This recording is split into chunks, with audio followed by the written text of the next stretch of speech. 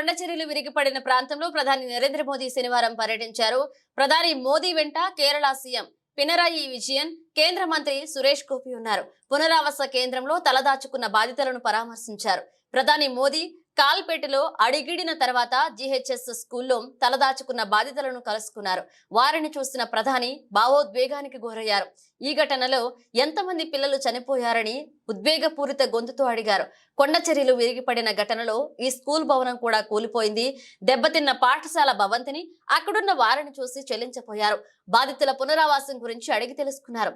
కొండచెరియలు విరిగిపడిన సమయంలో జీవీహెచ్ఎస్ వెల్లర్మల స్కూల్లో 582 మంది విద్యార్థులు ఉండగా ఇందులో 27 మంది గల్లంతైనట్లుగా తెలుస్తోంది. ఈ పాఠశాలలో ప్రధాని మోదీ 15 నిమిషాల పాటు ఉన్నారు. కొత్త పాఠశాల భవన నిర్మాణానికి సంబంధించిన ప్రణాళికలను అడిగి తెలుసుకున్నారు.